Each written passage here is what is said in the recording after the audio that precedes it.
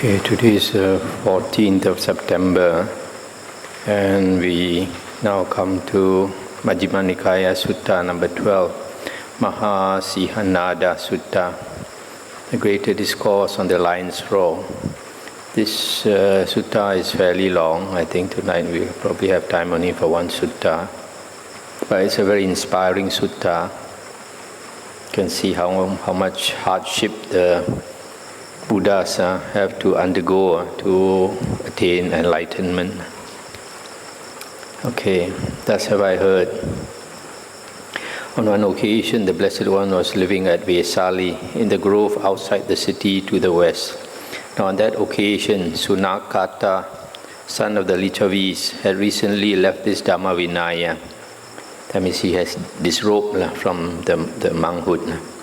He was making this statement before the Vesali assembly. The recluse Gautama does not have any superhuman states, any distinction in knowledge and vision worthy of the noble ones. The recluse Gautama teaches a Dhamma merely hammered out by reasoning, following his own line of inquiry as it occurs to him. And when he teaches the Dhamma to anyone, it leads him, when he practices it, to the complete destruction of suffering. Stop here for a moment. This Sunakata, there's another sutta about him. And he expected the Buddha to show psychic powers and all that, which the Buddha refused. So he thought that the Buddha did not have any psychic powers, and here, after disrobing, is trying to belittle the Buddha. So there's a problem sometimes. Somebody who is of inferior wisdom cannot judge a person of superior wisdom, the Buddha says. But a person of superior wisdom can judge a person of inferior wisdom. So people of inferior wisdom sometimes they create bad karma by talking bad about somebody. Like in this case, he thinks the Buddha is not an Arya. The Buddha has finished all his work. Then when it was morning, the Venerable Sariputta dressed and taking his bowl and outer robe, went into Vesali for alms. Then he heard Sunakata, son of the Lichavis, making this statement before the Vesali assembly. When he had wandered for alms in Vesali and had returned from his alms round, after his meal he went to the Blessed One, and after paying homage to him, he sat down at one side and told the Blessed One what Sunakata was saying. The Blessed One said, Sariputta, the misguided man Sunakata is angry, and his words are spoken out of anger. Thinking to discredit the Tathagata, he actually praises him, for it is praise of the Tathagata to say of him, when he teaches the Dhamma to anyone, it leads him, when he practices it, to the complete destruction of suffering. And stop here for a moment. This silly Sunakata, he thought that was not important. Destruction of suffering is not important to him. Psychic powers are more important. And the Buddha continued, Sariputta, this misguided man, Sunakata, will never infer of me according to Dhamma. That Blessed One is Arahant, Sammasambuddha, perfect in true knowledge and conduct, sublime, knower of worlds, incomparable leader of persons to be tamed, teacher of gods and humans, enlightened, blessed. And he will never infer of me according to Dhamma. That Blessed One enjoys the various kinds of supernormal power. Having been one, he becomes many. Having been many, he becomes one. He appears and vanishes. He goes unhindered through a wall, through an enclosure, through a mountain, as though through space. He dives in and out of the earth as though it were water. He walks on water without sinking, as though it were earth. Seated cross-legged, he travels in space like a bird. With his hand he touches and strokes the moon and sun, so powerful and mighty. He wields bodily mastery even as far as the Brahma world. Stop here for a moment. You see, the Buddha has all these psychic powers, but the Buddha refused to show them. And this fool thought the Buddha does not have any psychic power just because the Buddha refused to show him. And as to the ascetic practices, the Buddha stopped his ascetic practices. But this foolish man, Sunakata, he saw the external ascetics practicing a lot of austerities, ascetic practices, and he was very impressed by them. He thought the Buddha could not practice all these ascetic practices. He didn't know that the Buddha completed all the ascetic practices. And the Buddha continued, and he will never infer of me according to Dhamma, with the divine ear element which is purified and surpasses the human. That Blessed One hears both kinds of sounds, the heavenly and the human, those that are far as well as near. And he will never infer of me according to Dhamma. That Blessed One encompasses with his own mind the minds of other beings, other persons. He understands a mind affected by lust as affected by lust, and a mind unaffected by lust as unaffected by lust. He understands a mind affected by hatred as affected by hatred, and a mind unaffected by hatred as unaffected by hatred.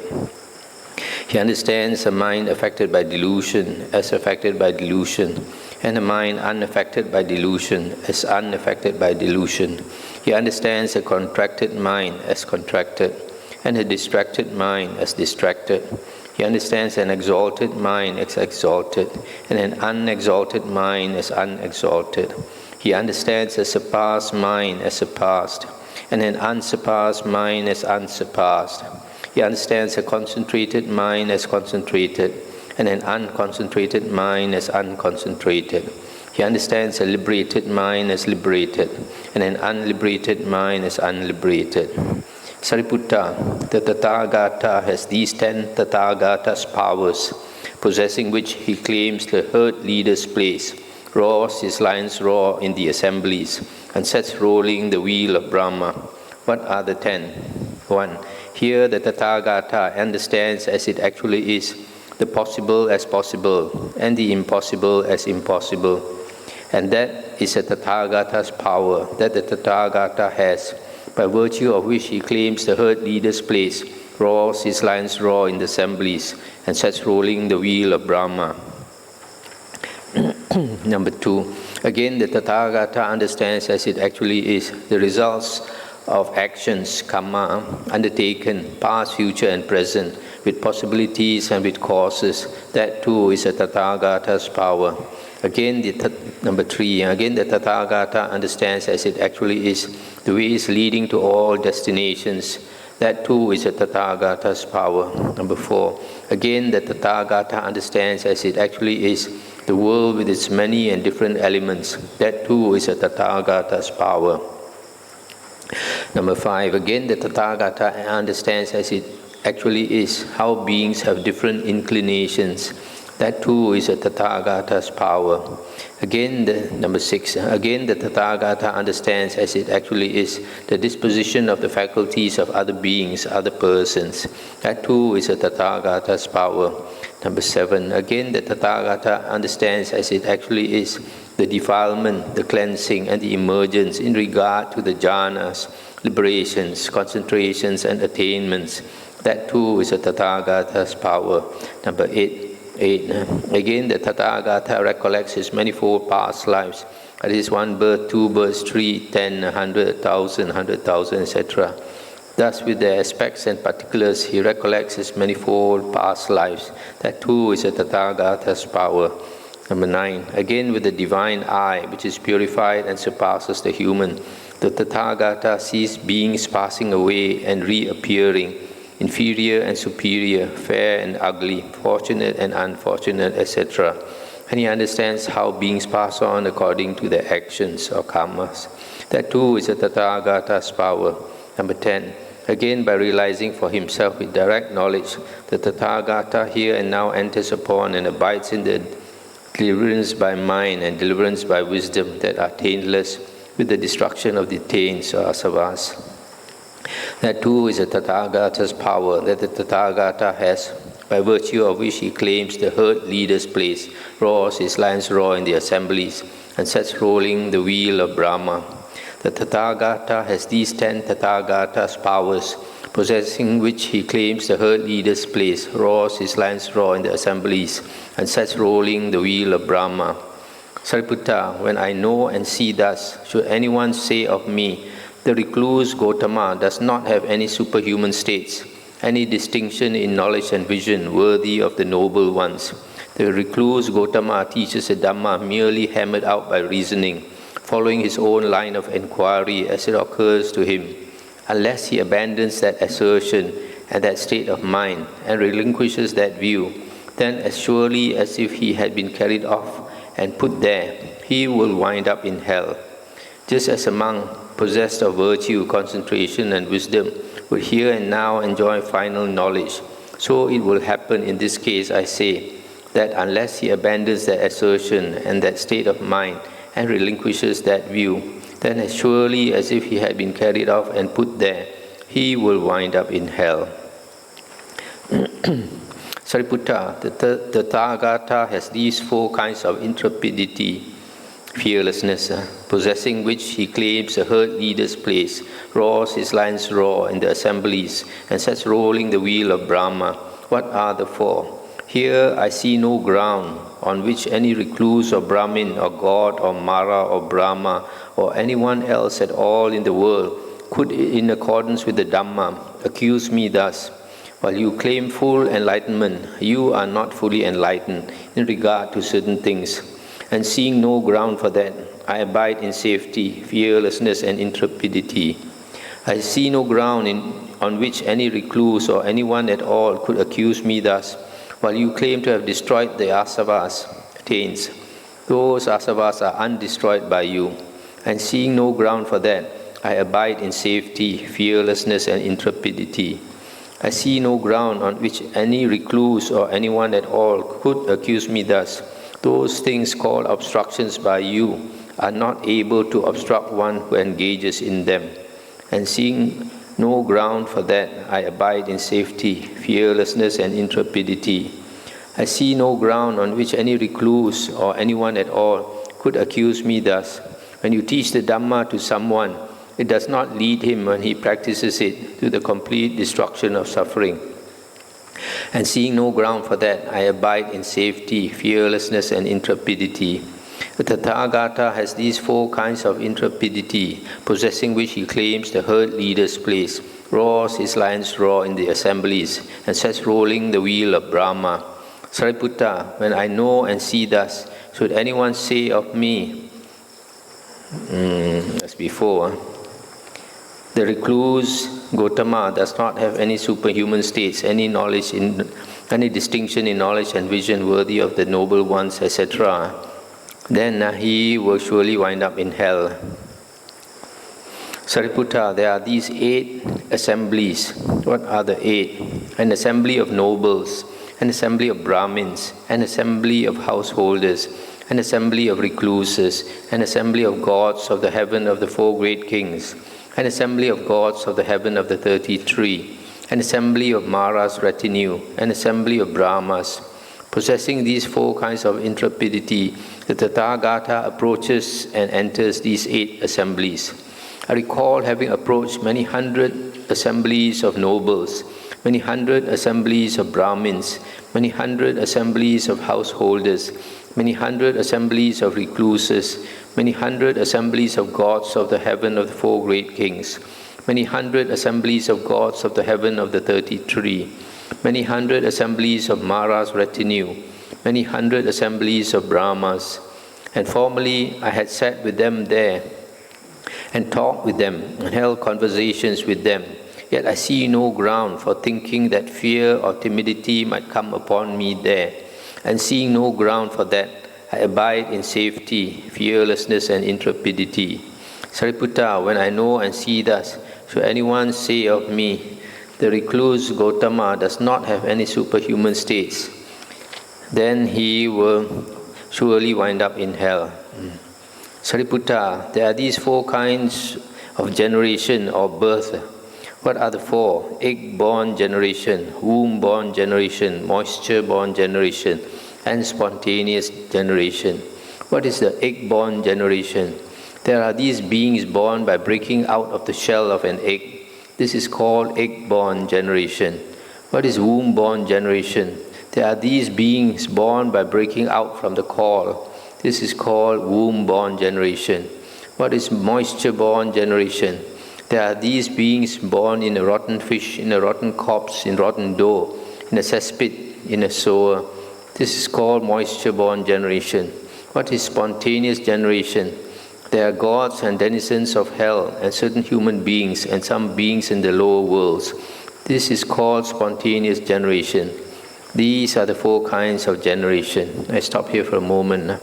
These 4 kinds of birth. The first one, the egg-born, is also sometimes called doubly born. Is born 2 times. First, the being is born in the egg. Then when he comes out of the egg, that is being born the second time. The second one is womb-born. Womb-born. This breaking out of the caul. The caul is like a kind of covering. He has to, when he's in the womb, it's like covered with a layer of flesh like that. So he has to come out of that. And then this moisture-born. Here, the Buddha talks about the lower type of moisture-born beings. Those like worms, born in a rotten fish, in a rotten corpse, a rotten dough, in a cesspit, is a shit hole. So, but there is another type of moisture-born, those born in heaven, maybe among the clouds. In fact, like earlier we read in the suttas about the Nagas, the Gandhabas and all that. It was mentioned there that the lowest is the egg-born, then higher than the egg-born is the womb-born, and higher than the womb-born is the moisture-born, and higher than the moisture-born is the spontaneous birth, where it does not have to go through any process immediately. It's born in heaven with the body of a god. So this moisture-born here refers to a lower type of moisture-born beings, but there are higher type moisture-born beings in the heavens.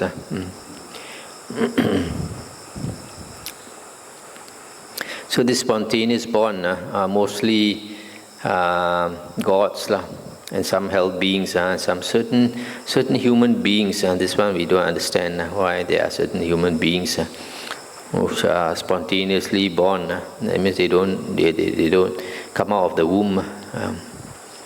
So far we don't know of any like this. Sariputta, there are these 5 destinations. This is called Gati. Gati, these destinations of rebirth. What are the 5? Hell, animal realm, the realm of ghosts, human beings and gods. So in the original suttas, the Buddha always talked about 5 destinations of rebirth. But in the later books, like in the Abhidhamma and the Mahayana books, they talk about 6 destinations of rebirth. In Chinese, they say Liu Tao Lun Hui. Actually, originally, there's only these 5. They added one more, is the Asuras. But the Asuras actually are heavenly beings. There's no Asuras lower than heavenly beings. And then the Buddha continued. I understand hell and the path and way leading to hell. And I also understand how one who has entered this path will, on the dissolution of the body after death, reappear in a state of deprivation in an unhappy destination, in perdition, in hell. I understand the animal realm and the path and way leading to the animal realm. And I also understand how one who has entered this path will, on the dissolution of the body after death, reappear in the animal realm. I understand the realm of ghosts and the path and way leading to the realm of ghosts. And I also understand how one who has entered this path will, on the dissolution of the body after death, reappear in the realm of ghosts. I understand human beings and the path and way leading to the human world. And I also understand how one who has entered this path will, on the dissolution of the body after death, reappear among human beings. I understand the gods and the path and way leading to the world of the gods. And I also understand how one who has entered this path will, on the dissolution of the body after death, reappear in a happy destination in the heavenly world. I understand Nibbana and the path and way leading to Nibbana, and I also understand how one who has entered this path will, by realizing for himself with direct knowledge, here and now enter upon and abide in the deliverance by mind and deliverance by wisdom that are taintless with the destruction of the taints or asavas. By encompassing mind with mind, I understand a certain person thus.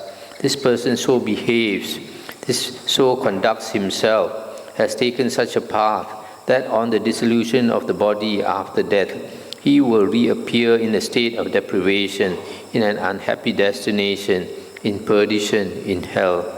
And then later on, with the divine eye, which is purified and surpasses the human, I see that on the dissolution of the body after death, he has reappeared in a state of deprivation, in an unhappy destination, in perdition, in hell, and is experiencing extremely painful, racking, piercing feelings.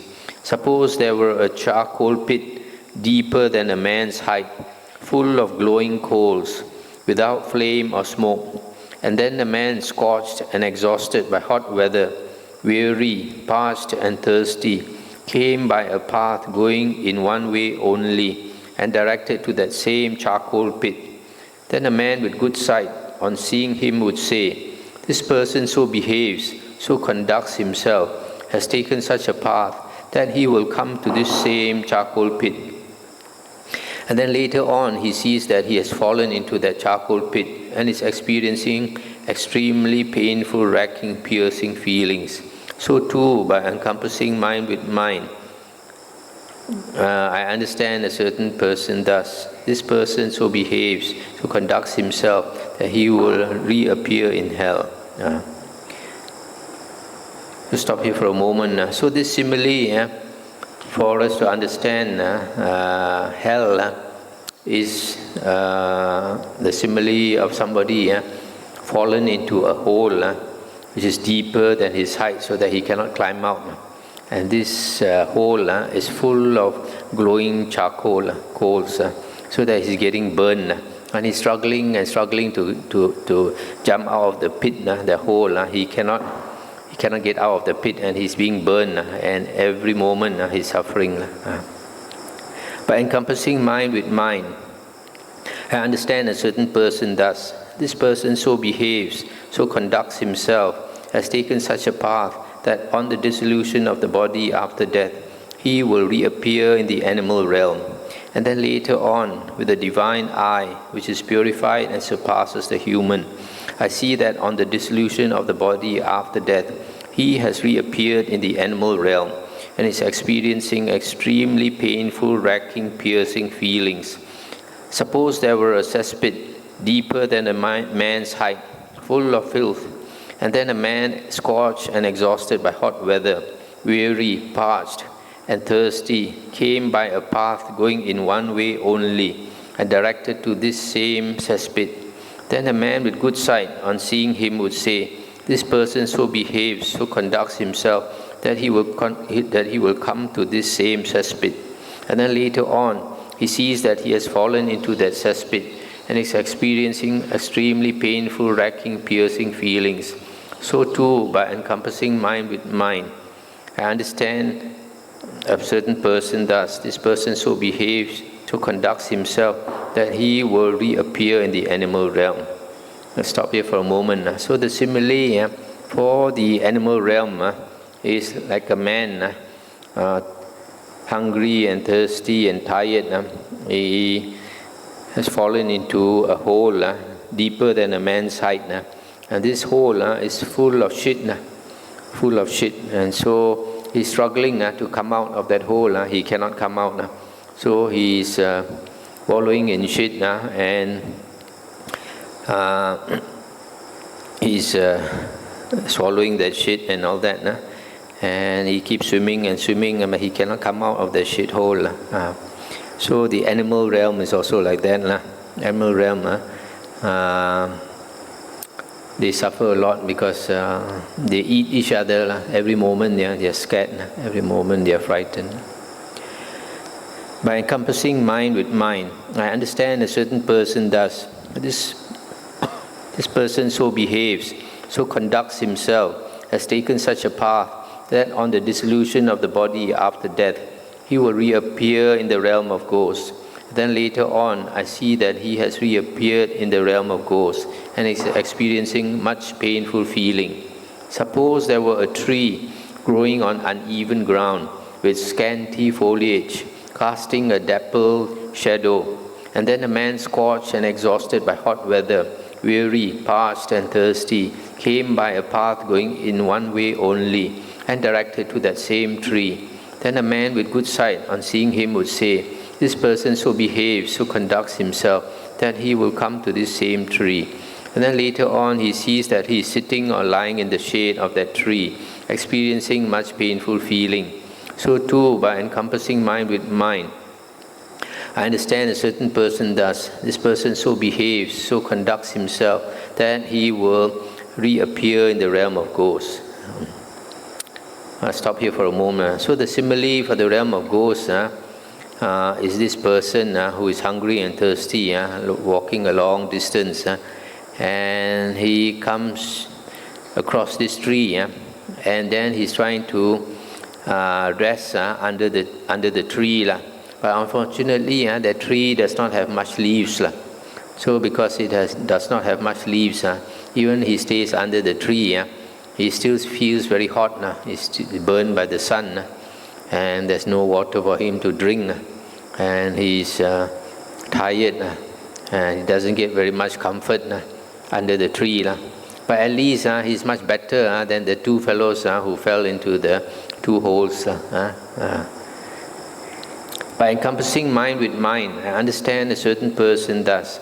This person so behaves, so conducts himself, has taken such a path that on the dissolution of the body after death, he will reappear among human beings. And then later on, I see that he has reappeared among human beings and is experiencing much pleasant feeling. Suppose there were a tree growing on even ground with thick foliage, casting a deep shade, and then a man scorched and exhausted by hot weather, weary, parched and thirsty, came by a path going in one way only and directed to that same tree. Then a man with good sight, on seeing him, would say, "This person so behaves, so conducts himself, that he will come to this same tree." And then later on, he sees that he is sitting or lying in the shade of that tree, experiencing much pleasant feeling. So too, by encompassing mind with mind, I understand a certain person does. This person so behaves, so conducts himself, that he will reappear among human beings. So this simile for human beings is that this man, also hungry and thirsty and tired, he comes across a tree with a lot of leaves, and then happily he takes a rest under the tree, and he's no more beaten by the hot sun. Does not suffer so much. So he is able to rest under the tree. This is the simile for human beings. So you see, the ghost simile and the human being simile, the difference is not so much. Ghosts, they also rest under the tree. Only thing is the tree is not much, don't have much leaves. Whereas for the human being, there's much leaves, so it's much more comfortable. By encompassing mind with mind, I understand a certain person thus. This person so behaves, so conducts himself, has taken such a path that on the dissolution of the body after death, he will reappear in a happy destination in the heavenly world. And then later on, I see that he has reappeared in a happy destination in the heavenly world and is experiencing extremely pleasant feelings. Suppose there were a mansion and it had an upper chamber plastered within and without, shut off, secured by bars with shuttered windows. And in it there was a couch spread with rugs, blankets and sheets with a deer's skin coverlet. with a canopy as well as crimson pillows for both head and feet. And then a man, scorched and exhausted by hot weather, weary, parched and thirsty, came by a path going in one way only and directed to that same mansion. Then the man with good sight, on seeing him, would say, "This person so behaves that he will come to this same mansion." And then later on, he sees that he is sitting or lying in that upper chamber, in that mansion, experiencing extremely pleasant feelings. So too, by encompassing mind with mind, I understand a certain person thus. This person so behaves, so conducts himself, that he will reappear in the heavenly realm.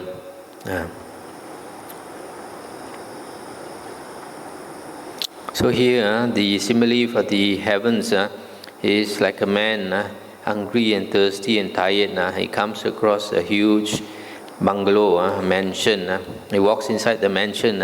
He finds it is very well supplied with all the comfortable things, nice bed and rugs and blankets and sheets and etc. So he jumps onto the big bed and takes a good rest. Probably that mansion also supplied with a lot of drinks and food and all that. During the Buddha's time, they didn't have aircon, otherwise they would have added aircon in the suttas. So this heavens is so much more comfortable. By encompassing mind with mind, understand a certain person thus. This person so behaves, so conducts himself, has taken such a path that by realizing for himself with direct knowledge, he here and now will enter upon and abide in the deliverance by mind and deliverance by wisdom that are taintless with the destruction of the taints. And then later on, I see that by realizing for himself with direct knowledge, he here and now enters upon and abides in the deliverance by mind and deliverance by wisdom that are taintless with the destruction of the taints, and is experiencing extremely pleasant feelings.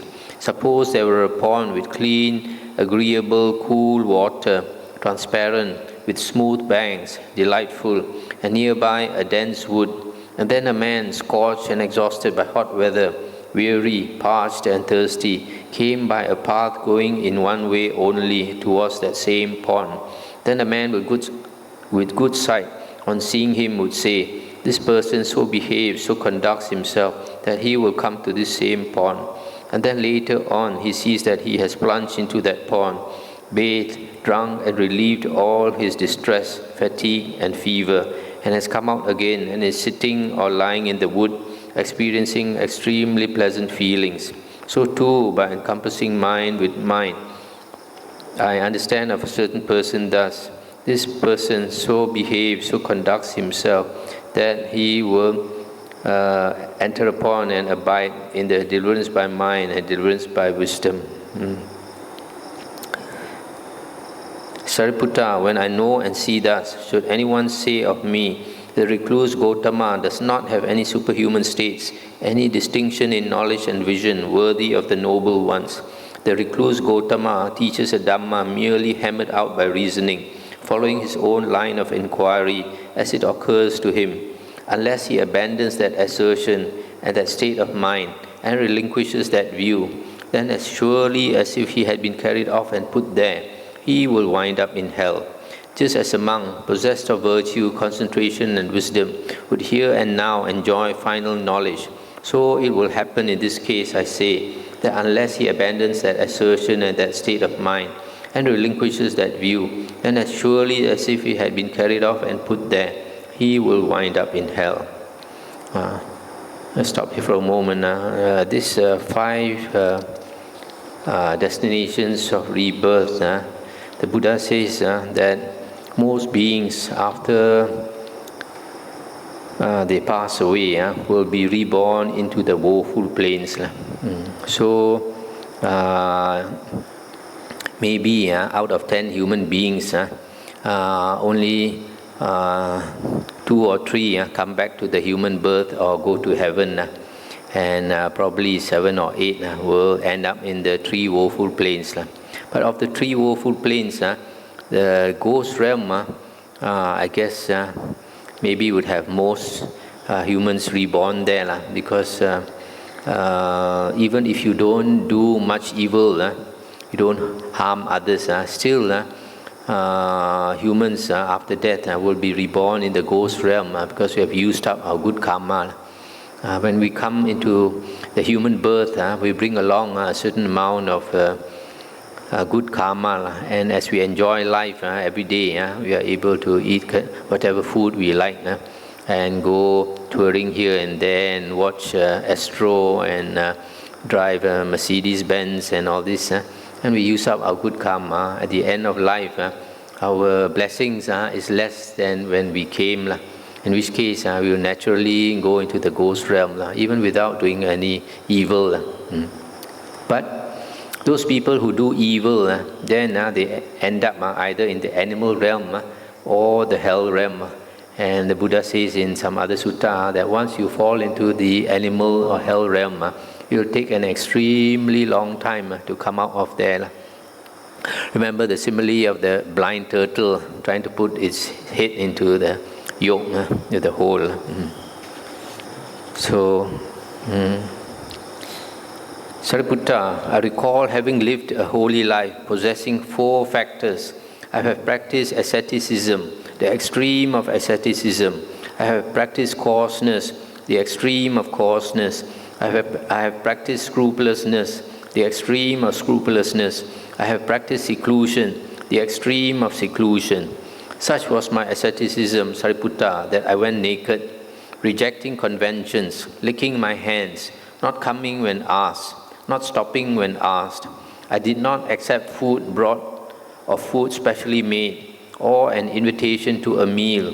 I received nothing from a pot, from a bowl, across a threshold, across a stick, across a pestle, from 2 eating together, from a pregnant woman, from a woman giving suck, from a woman lying with a man, from where food was advertised to be distributed, from where a dog was waiting, from where flies were buzzing. Let's stop here for a moment. Now, some of these you may not understand why he does not accept food. From a pregnant woman, or a woman giving suck to a baby, or where a dog was waiting, where flies were buzzing. This is compassion without wisdom. When he saw, for example, a woman pregnant, he thought, if I take food from this woman, then she will have less to eat, and the baby in the womb will have less food. So he refused to accept. So similarly, when a woman is giving suck to the baby, then he thinks, if I accept food from the woman will have less food, and the baby would have less milk to drink. So he refused to accept. And when a dog was waiting, then he thought, if I accept this food, the dog may not have food to eat, and he refused to take.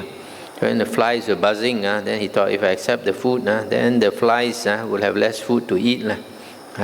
So all this is compassion without wisdom. I accepted no fish or meat. You see this, not accepting fish or meat, this vegetarian practice also is an external sect practice. It's not the Buddha's practice.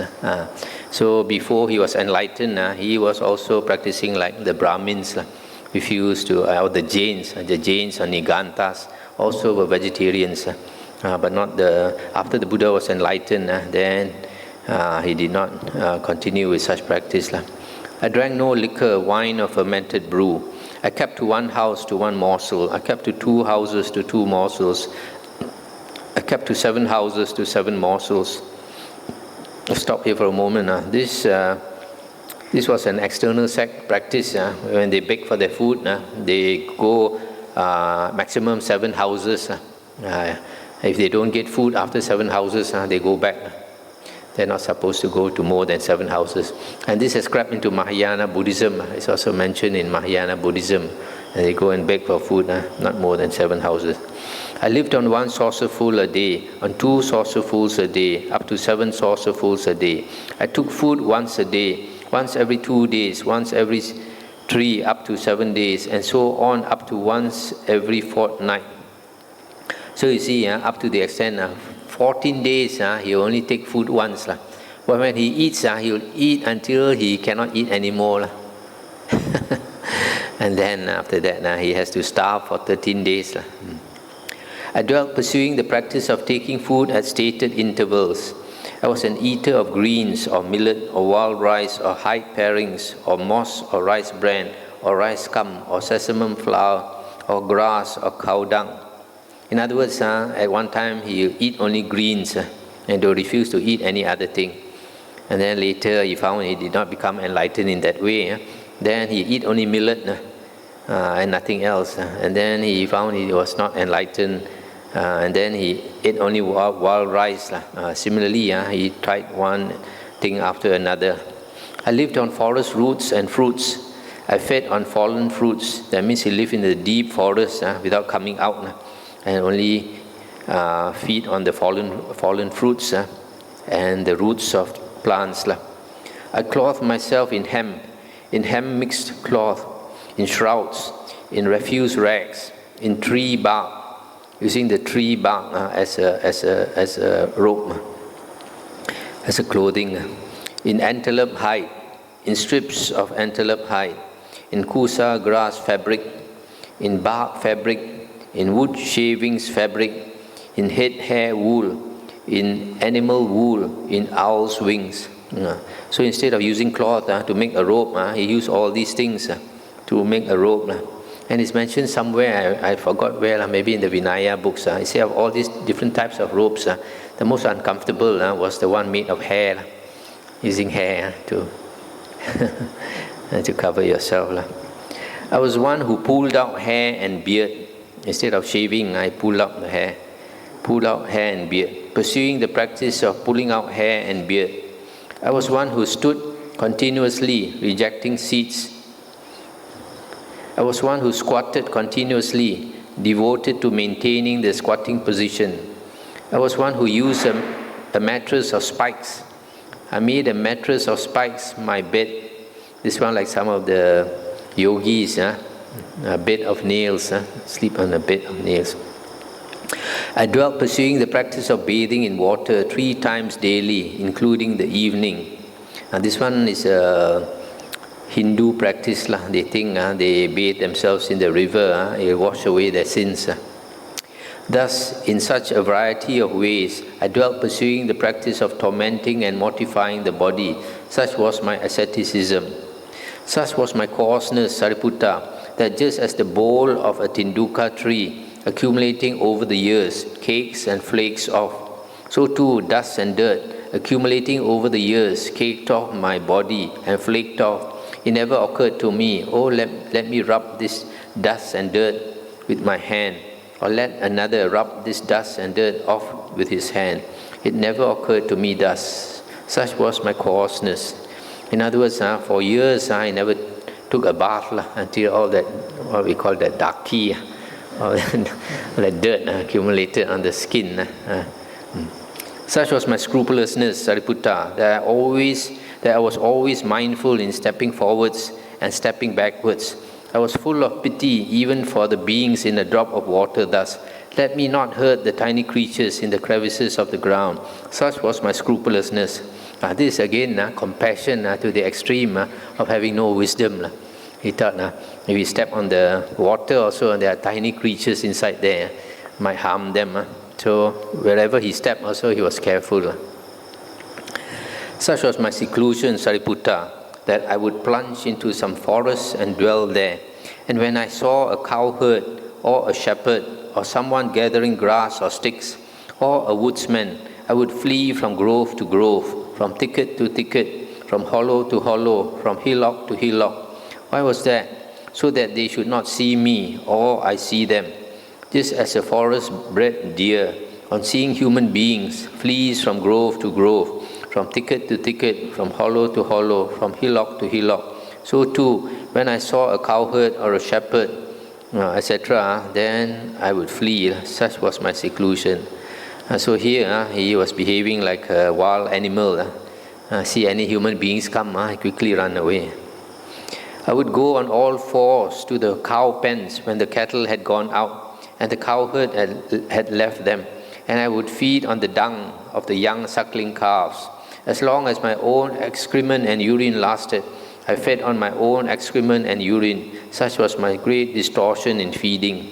You see, the desire to become liberated was so intense for the Buddha that he tried everything, even eating cow shit and eating his own shit. How many people can do it? So it's not easy to become a Buddha. A Buddha is someone who has been an Arya before, but has forgotten the Dhamma. All he knows that he must strive for enlightenment, but because he has forgotten all the Dhamma he learned, so he practiced in the wrong way also. He still continues practicing.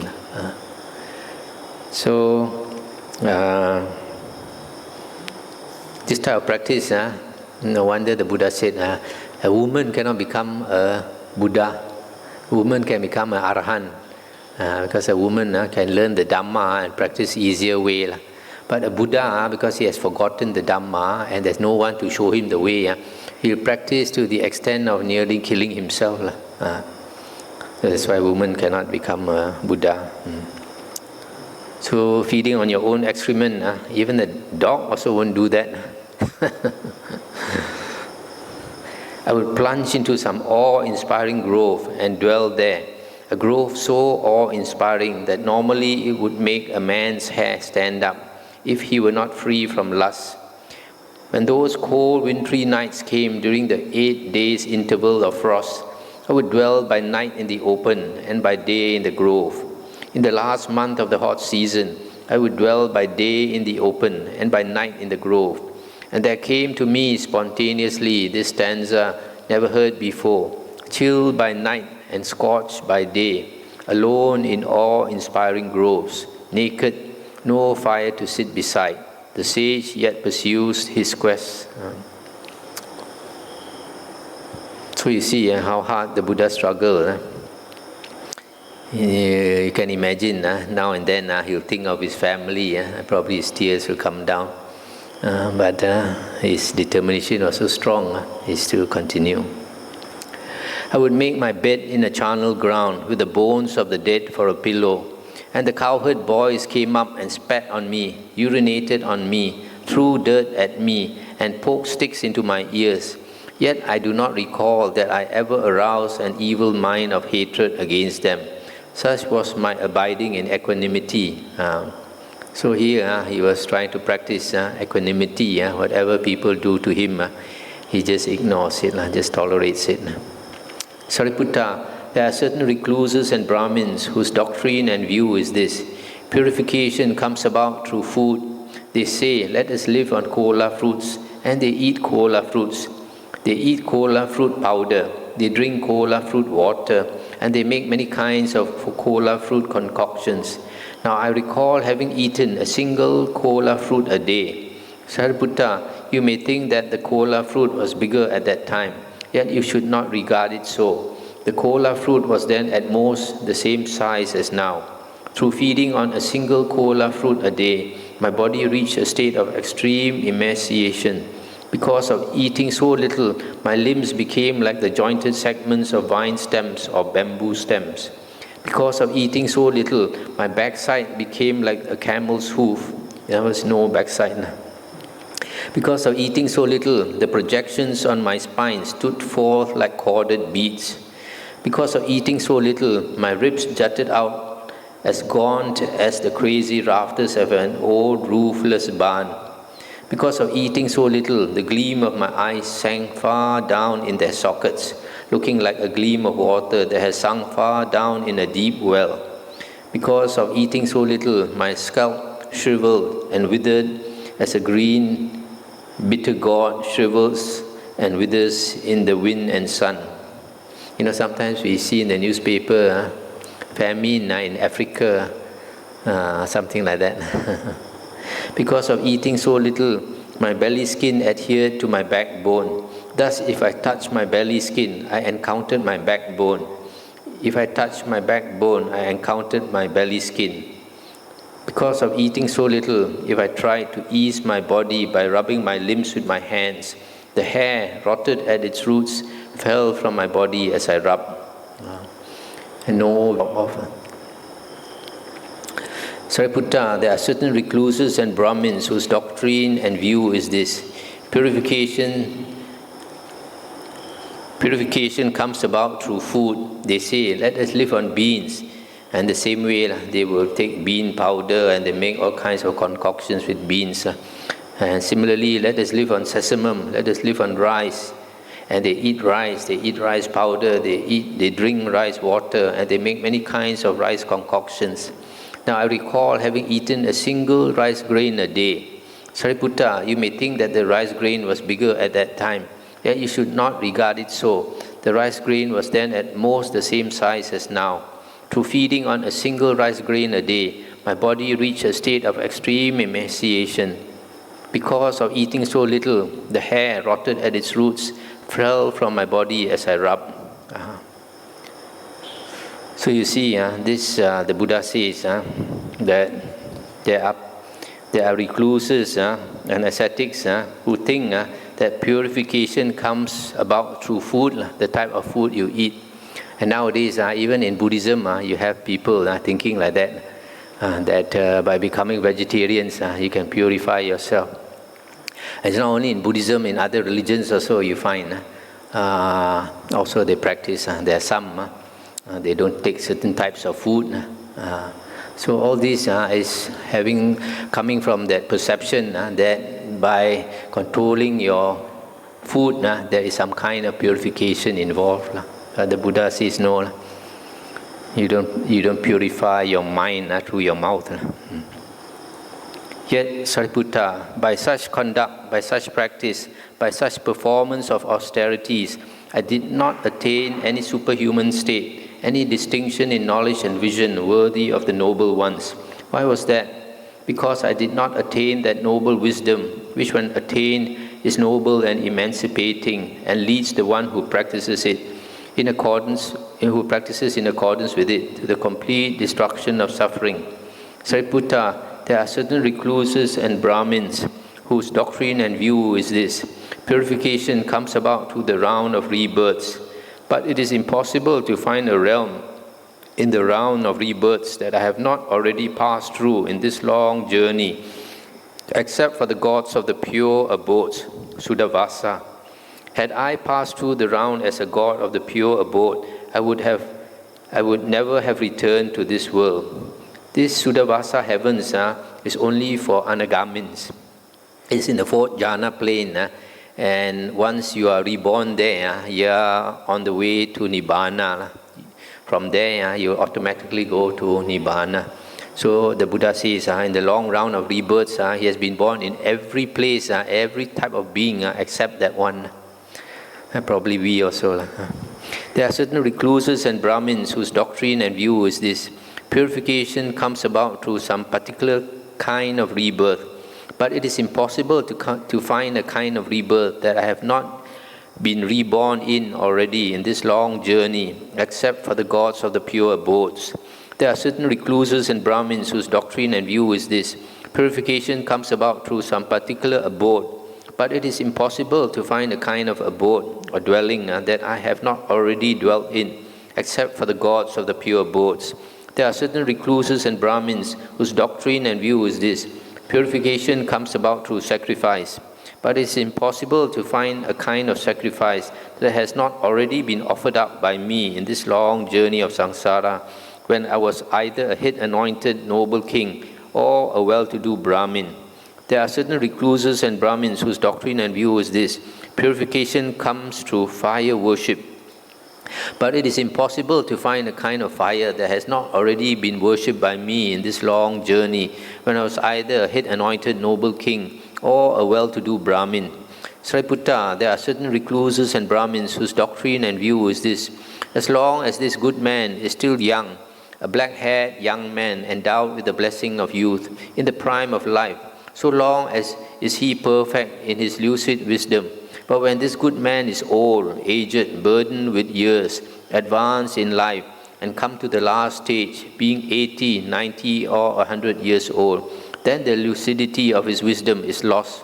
But it should not be regarded so. I am now old, aged, burdened with years, advanced in life, and come to the last stage. My years have turned 80. Now suppose that I had 4 disciples with 100 years lifespan, perfect in mindfulness, retentiveness, memory, and lucidity of wisdom. Just as a skilled archer, trained, practiced, and tested, could easily shoot a light arrow across the shadow of a palm tree. Suppose that they were, even to that extent, perfect in mindfulness, retentiveness, memory, and lucidity of wisdom.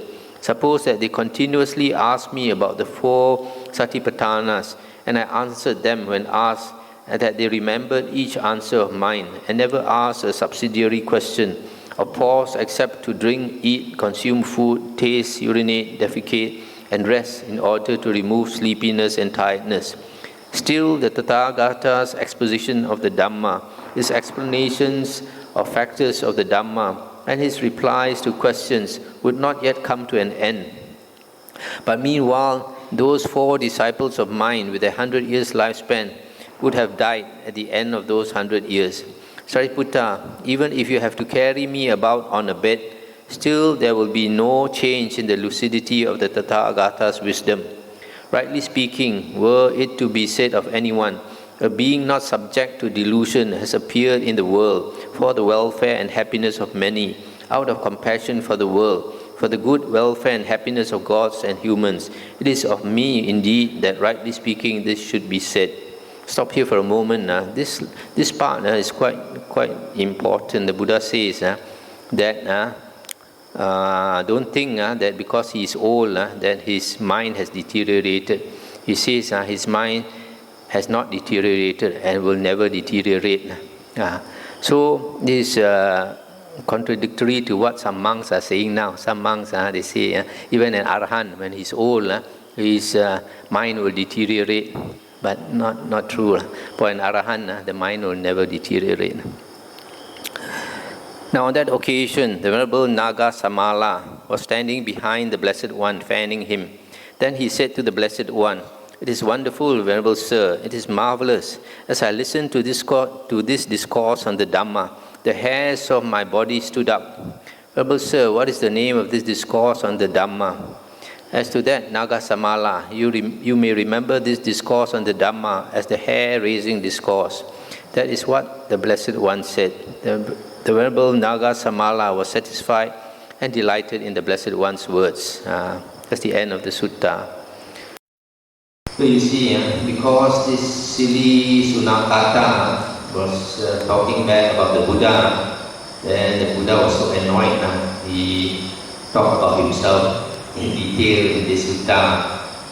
You can see he drawn his lion's roar. That's why this discourse is called the Greater Discourse on the Lion's Roar. The Buddha said all those things about himself that previously he did not want to, what we call Chui Lapa. He didn't want to blow his trumpet. Now he's blowing his trumpet. So you see the kind of austerities the Buddha went through. It's always a matter of sincerity. Nowadays, a lot of people, they maybe because of their insufficient understanding of the Dhamma, a lot of people they think you want to practice the Dhamma, but not willing to pay the price. There's some people who say, one minute you want to practice, another minute you change your mind. So some people, even after wearing the robe, they're not willing to put forth the energy, the perseverance, the dedication to live the holy life properly. It's all not understanding. If you understand the Dhamma, then like the Buddha here, to the extent of giving up his life also, he would walk the path.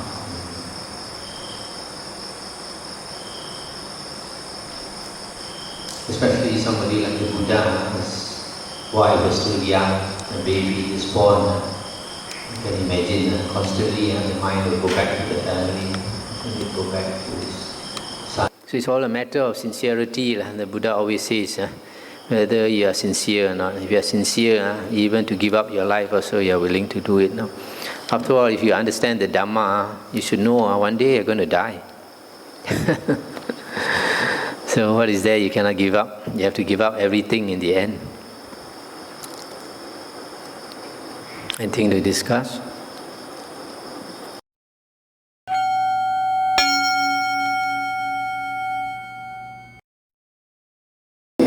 What did the Buddha say?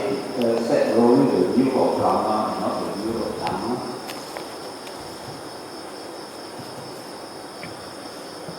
Let me look at that again. I guess in the Indian tradition, they talk in that way.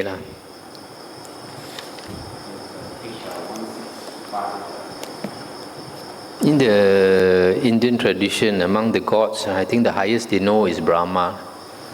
So when you say the wheel of Brahma is the most excellent, there's no higher.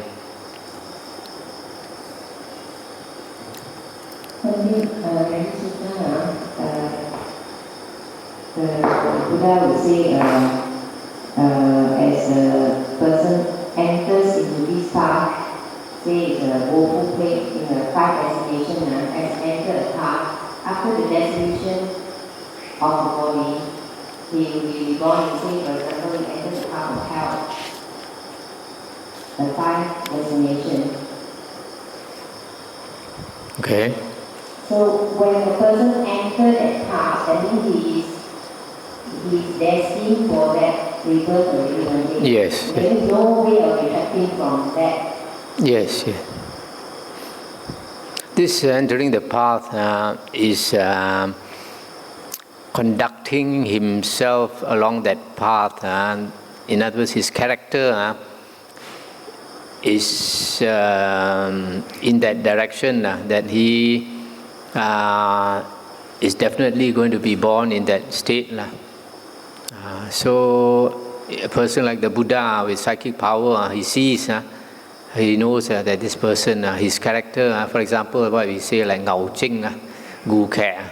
Right now, that person, even before he dies, he's dead. Other people can see that this fellow has an animal nature, see? So you can predict that after he dies, for example, a gangster,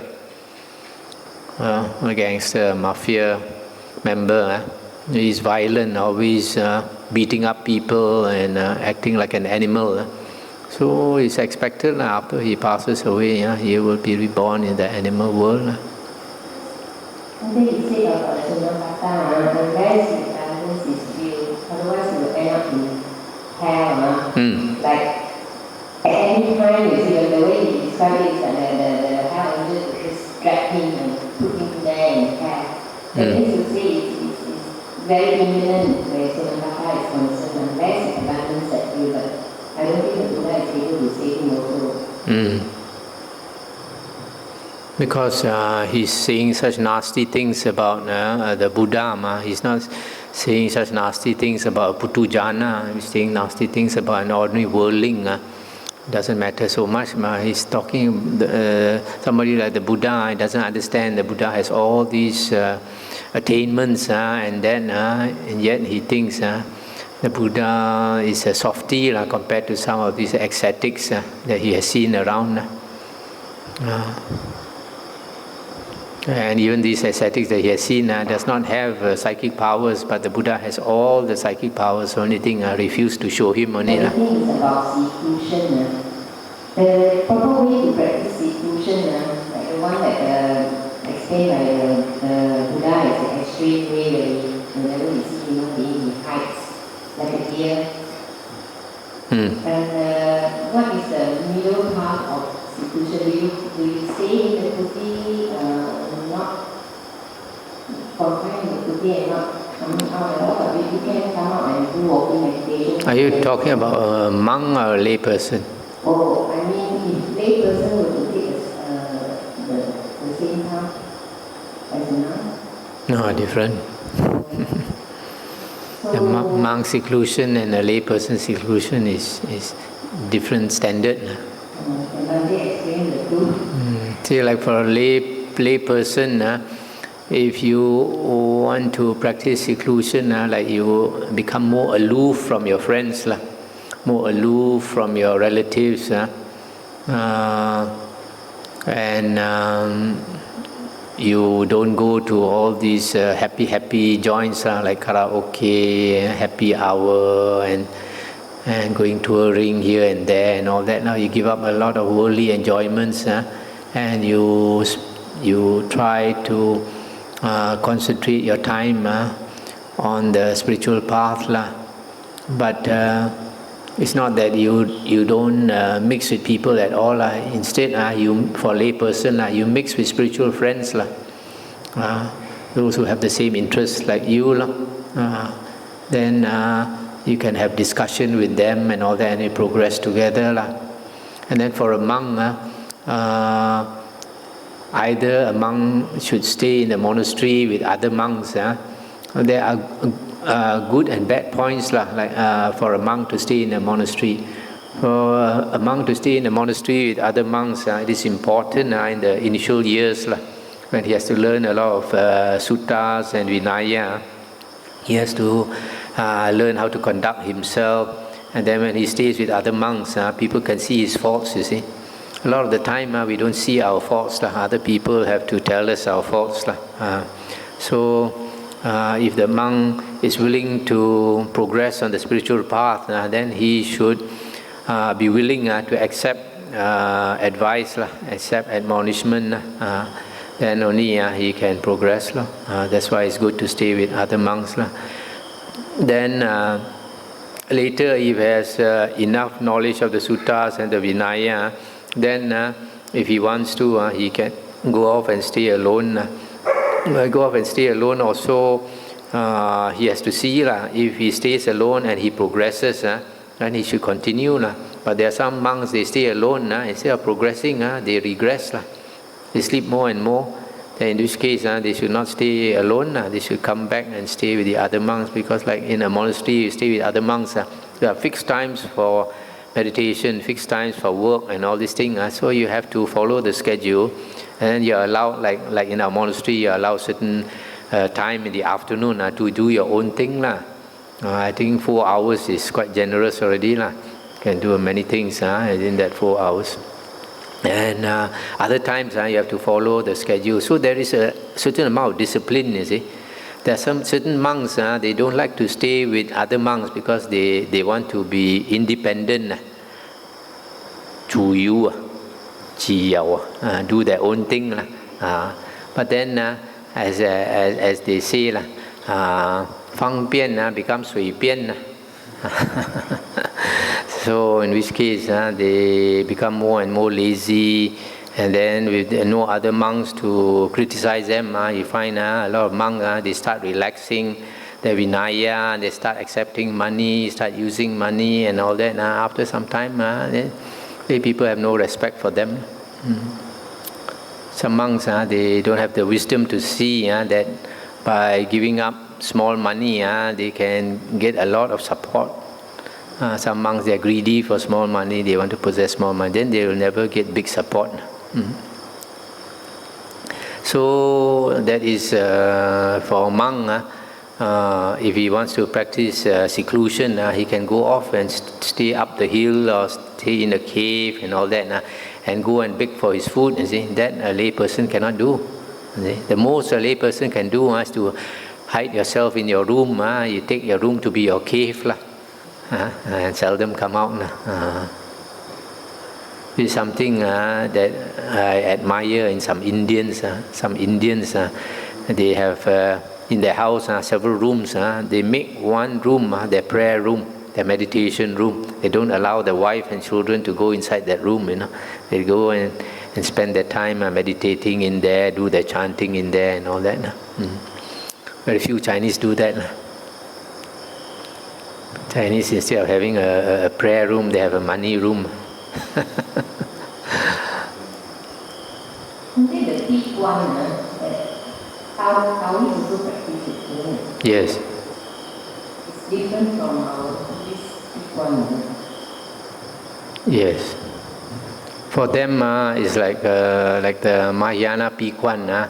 They go into, for example, a room or a building, and they get somebody to seal the door.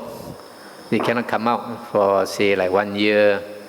Like for the Tibetans to be called a Lama, they have to go into seclusion for 3 years, 3 months, 3 weeks, 3 days. Then only they can be called a Lama. But then,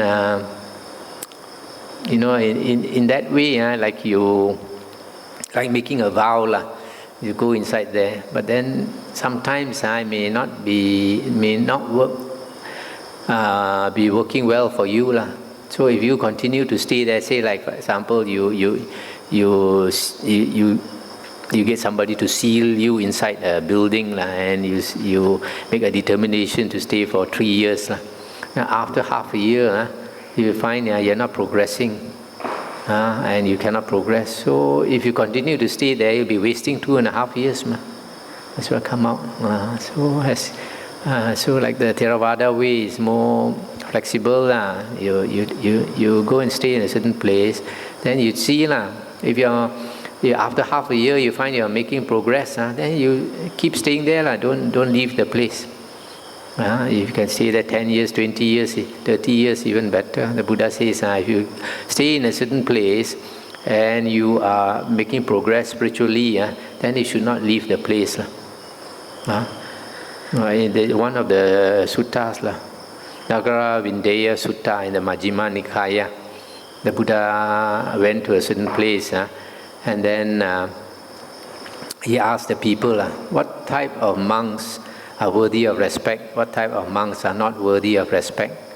And they did not know how to answer. Then the Buddha says, a monk who stays in a secluded area, a forest area, that type of monk is worthy of respect, not a monk who stays in the town, in the cities.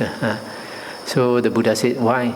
Because a monk who stays in a secluded place, in the forest or cave and all that, there are no sights for him to enjoy, no sounds, no taste, touch, etc. In other words, there's no worldly pleasures for him to enjoy. So the fact that he can continue to stay there shows his sincerity to practice the holy path. Whereas another monk stays in the town monasteries, usually he wants to have a good life. So then the Buddha said, if the monk stays in such a secluded place, then you can say either he's already an arahant or he's walking the path to become an arahant.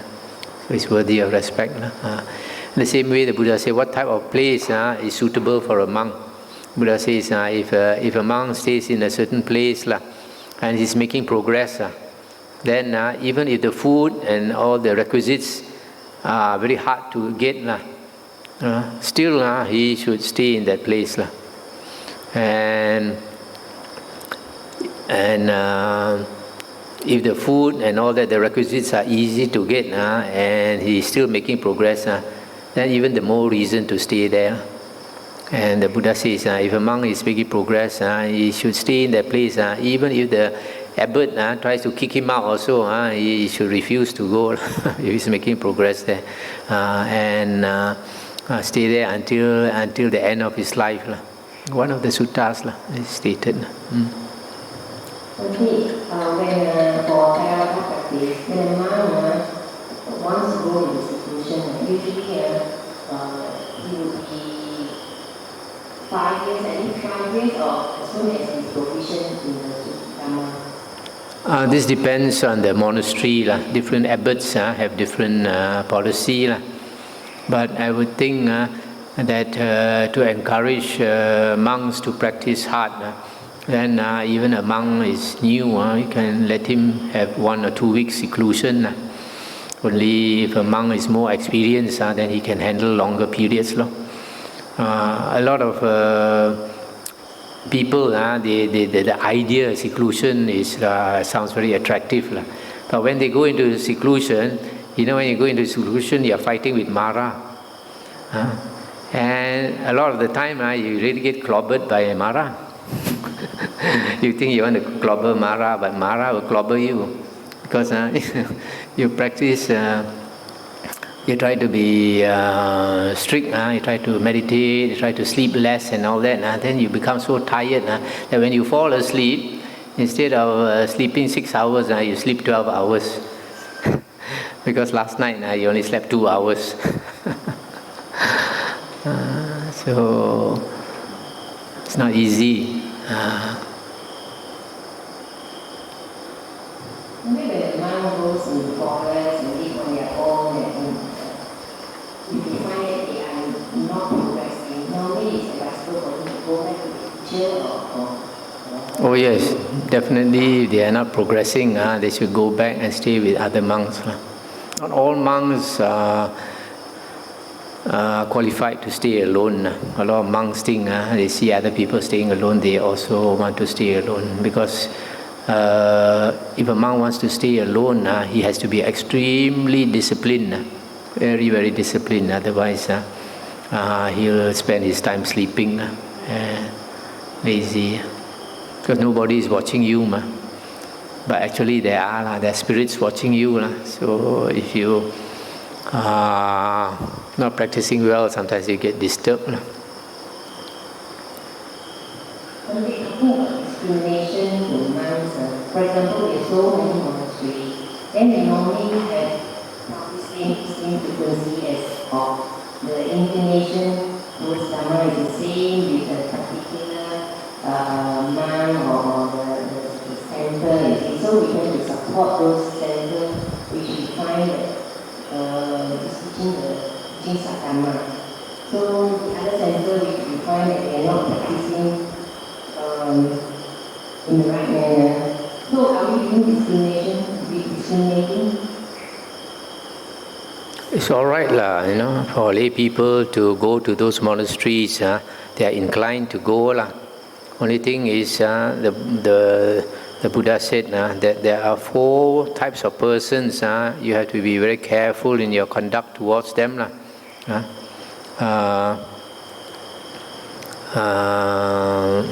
Mother, your father, these monks and nuns. So there are some people, they don't like certain monks. I mean, if a person don't like certain monk, that is your personal thing. But then don't badmouth certain monks. There are certain lay people, they practice in a certain way, and then they find some monks say something contradictory to what they are used to listening, and they get very angry. Then they say all nasty things about the monk when they don't even know the monk, haven't even spoken to the monk and all that, haven't even listened to his Dhamma talk. That is very dangerous. There you look at this Sunakata. He's staying with the Buddha also, he doesn't understand the Buddha. The Buddha says to know a person really, you have to associate with that person for a long time. And you have to be very observant. You have to have wise wisdom to know a person's heart. Human beings are not like animals. Animals are very straightforward. However they feel, they show you everything. Animals. Human beings are different. Human beings, they say one thing, their heart says another thing. Human beings are very cunning. See? That's why to understand a person, it takes time.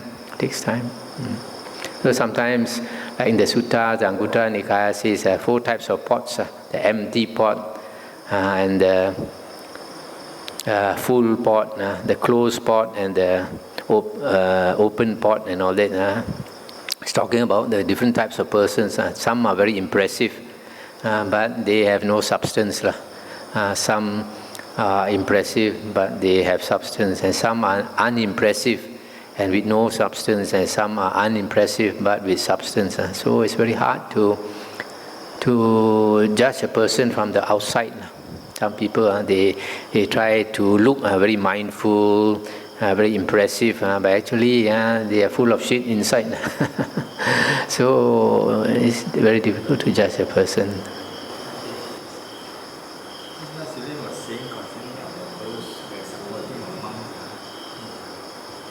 I think when it comes to supporting, I think we should support the Sangha rather than support the monks.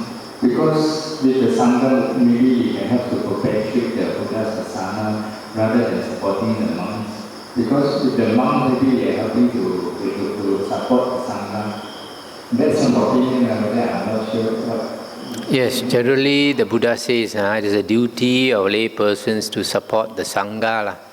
But then you see, a lay person cannot support every monastery, you see. So you have to choose the monastery you like to go more often to.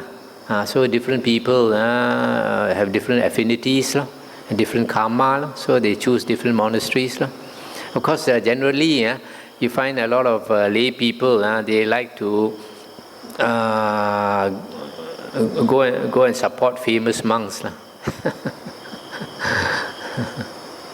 Okay, shall we end here?